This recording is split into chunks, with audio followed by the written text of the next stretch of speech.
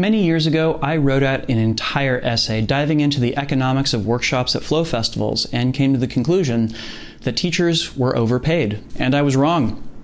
Really wrong. But how I made that error is kind of important because a lot of people in the festival world are still making it to this day.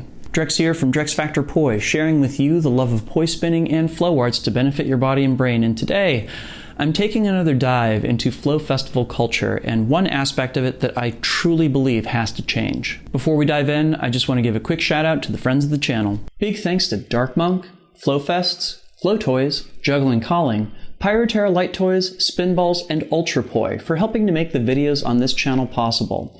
You can learn more about all of these amazing businesses and what they're doing to support flow artists like yourself by checking out the links that I have down in the description of this video. And special thanks to non-business friends of the channel, Johnny Howard, Lain Mochinsky, and Pekha Pekkonen. Thank you so very much for your support for my work and my mission. So we're definitely going to need some context here. One of the cornerstones of the Flow and Fire festivals are daytime workshops that are taught by a multitude of instructors that are meant to help introduce flow artists to new props, deepen their knowledge, and challenge them to approach their props in new ways. And in the vast majority of cases, the compensation for teaching these workshops really sucks, if it exists at all. For a special subset of instructors that have a relatively high profile, they can likely get their travel paid for by an event, but can expect a little more than that.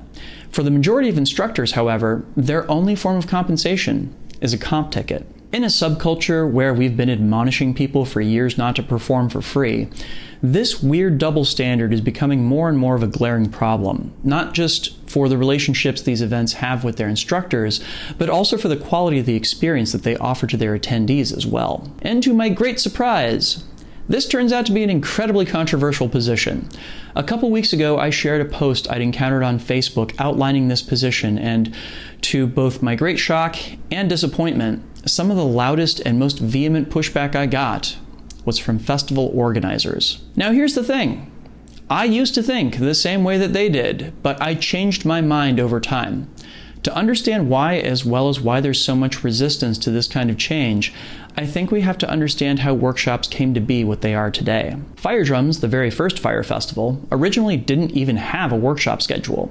It was more or less just a bunch of friends and acquaintances hanging out in a rural area spinning fire for the weekend. If there were workshops, they were usually ad hoc affairs that were as much friends exchanging tips as they were learning experiences.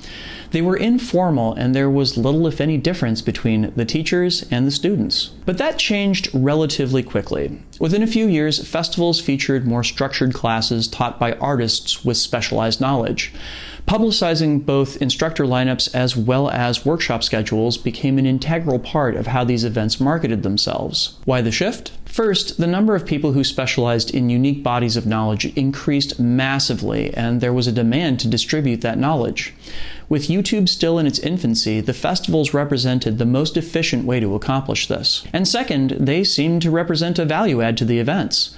Instructor lineups featuring popular online creators were a way to stoke interest in the event by offering the promise that fans could meet these creators in real life. After this shift happened, being featured as an instructor at an event also became something of a status symbol, and lots of people craved this form of validation. Demand for those workshop slots skyrocketed, and the festivals rushed to respond. To compensate, most festivals created online applications for instructors to fill out, and the resulting workshop schedule would be populated either mostly or completely with the submissions from these applications. And this shift in recruitment tactics carried with it a few unintended consequences. For one thing, because demand was so high, it meant that you could easily fill a massive number of workshop slots per day. At many events, there could be more than 10 workshops running simultaneously.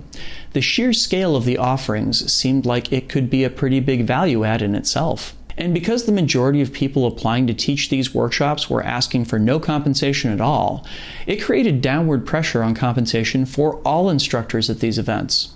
With so much competition for those workshop slots, nobody wanted to risk being told no by asking for too much money. The question became, how little can I get away with, rather than what is my time worth? And the consequences of these recruitment techniques also resulted in some less than stellar results for attendees. Many of those applying for these positions had little if any teaching experience. Again, in a lot of cases, it was about wanting to feel seen. You could have some success posting videos online that could get you enough credibility to get onto a festival lineup. But that didn't mean you knew how to create a good learning environment for attendees. Even worse, there was no shortage of instructors that essentially looked at teaching at the festivals as a way to get comped into partying the whole weekend with their friends.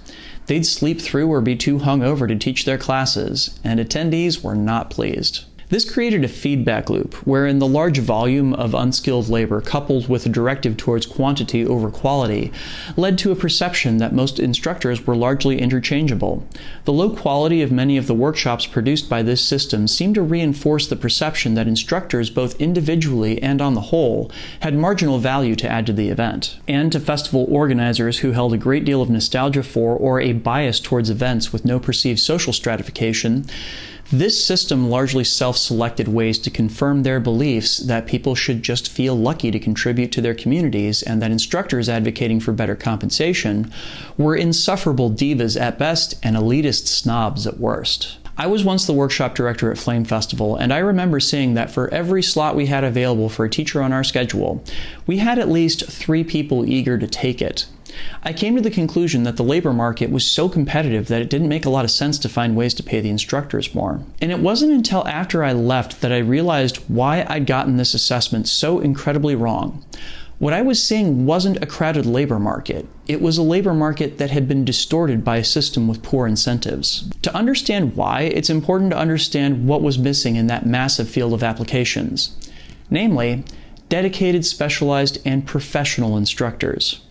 Let me explain. A year after I left the festival circuit, I attempted my first solo workshop tours. Given the amount of money offered by many flow events, I expected to maybe break even.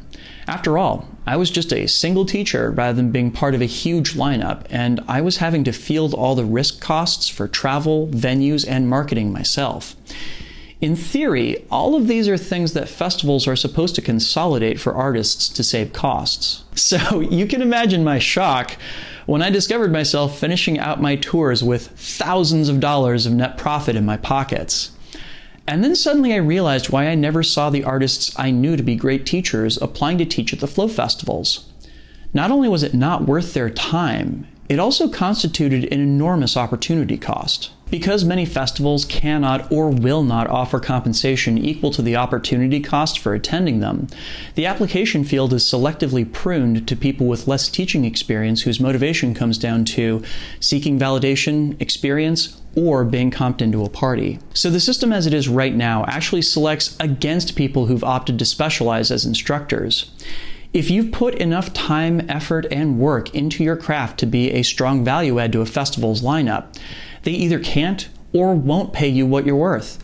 It's a bizarre paradox. And it has to be said, by drawing an equivalency between recognizing the unique value offered by specialized instructors and elitism, many festivals are also creating environments that don't just exploit underpaid labor, but also have strongly negative impacts on their instructors' mental health. Social media has vastly changed the game when it comes to parasocial relationships. As someone who has a sizable following online, many of the people in that audience believe that they have a relationship of some form with me, despite my never having met them.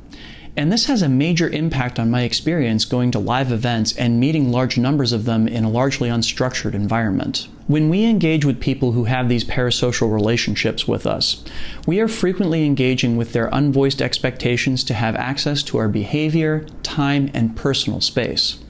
Engaging in those parasocial relationships for a few hours during workshops is one thing, but being expected to have to be on for 2 solid days demands an enormous amount of emotional labor from a person. There have been events I've attended where not only was I required by contract to be available to attendees during all waking hours, but I was specifically forbidden from taking time to myself to recharge. It was considered rude to set boundaries or engage in self-care. And a lot of people in the flow arts community hate to acknowledge that we demand this kind of emotional labor from instructors. They see this as a malignant form of social hierarchy, which in many respects it is, but they lay the blame and resentment for it at the feet of elitist instructors rather than recognizing that it's a product of their attendees' conduct instead. But the thing is, if you demand this much labor from a person both physically and emotionally with little in the way of compensation, Is it any wonder then that they self-medicate by partying the whole weekend, or they burn out within a few short years? Compensating instructors fairly doesn't just produce better instructors, it also contributes to their longevity and mental health. It creates incentives to produce better learning experiences for your attendees and overall promotes a healthier community. And for love of Pete, have a green room or something at your event where your instructors can go to decompress in between workshops. Forcing them to be on at all times isn't egalitarian, it's emotionally abusive. So now that I have gone on at great length about economics and incentives, let's answer some obvious questions around what I'm proposing. Starting with, what exactly would fair compensation even look like? For myself, I think paying for travel plus at least $500 for the weekend would be on the lower end of what I would consider to be fair. If you're rolling this one around in your head, think of how much you might be paid for one or more fire spinning gigs the same weekend and how much you'd have to be paid to say no to them or pass them off to someone else. That's your going rate. So how exactly can festivals possibly pay dozens of teachers that amount without charging an arm and a leg for the event? Honestly, I don't think they can. What I think they can do is change their incentive structure. Stop choosing quantity over quality. I think a small handful of carefully curated instructors that create amazing learning experiences are a better value add than 30 that don't know what they're doing. But with so many mediocre teachers out there, doesn't this just incentivize people to get away with doing a bad job? I think that if one is concerned about rewarding people doing a bad job, I wonder what one is doing to reward people doing a good job.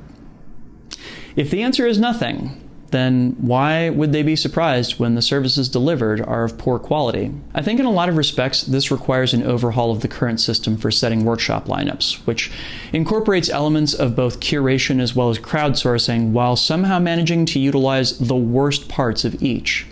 If you want to curate a stellar lineup for your attendees, then actually curate it. Go out and pitch the people you think are doing really excellent work and give them what they need to come to your event. And if people know that they can earn extra income by becoming better teachers, then it gives them a reason to invest in those skills. If, on the other hand, they know both that there is no potential reward for doing so, and if they work to become better teachers, it'll mean losing festival opportunities rather than gaining them, why on earth would they make that choice? But does every instructor really add value to an event? No, absolutely not. And it takes following up with your attendees and gathering their feedback to sort those that do create great learning experiences from those that don't.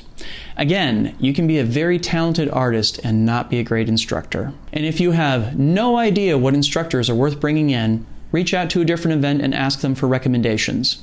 Ask them who they've hosted and what their experiences were like having them. If you happen to run one of the handful of events that do pay their instructors a fair wage, and yes, they do exist, thanks for leading the way, and I hope you'll join me in the call to get other events on board. Share this video and don't be shy about promoting the fact that you're doing the good work. Bottom line, paying instructors a fair wage isn't just the right thing to do. It'll also improve the quality of the events that they teach at. Instructors, ask for what you're worth. Festivals, pay them what they ask.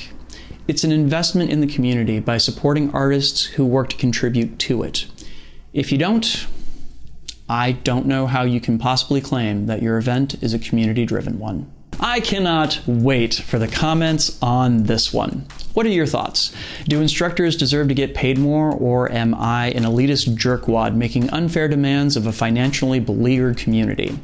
Either way, leave me a like, comment, share, and subscribe to keep the conversation going and help other people find this video. This video would not be possible if not for the wonderful support of all of these amazing people right here. These are my Flow patrons over on Patreon, and they, along with the people listed down in the description, help to make this video and all the videos on my channel possible. Thank you one and all for your support. Do you like my videos? Do you like my flow sessions, vlogs, reviews, combos, and more? I'm on a mission to bring poi spinning and flow arts to the wider world and help people connect with their bodies and their brains. So help me do it. Head on over to patreon.com/DrexFactorPoi and sign up. You can do that at the link in the description or at the card that just popped up if you're watching on YouTube. There you can get access to a whole host of rewards and help me along in my mission. Do check that out. Please and thank you. Interested in learning more about flow festivals and especially the history and economics of them? I have a playlist of videos I've done on them linked to down in the description as well as up on screen if you're watching on YouTube. Make sure to get out and flow today, and I'll see you with a new video on Wednesday. Thanks for watching and have a good one. Peace.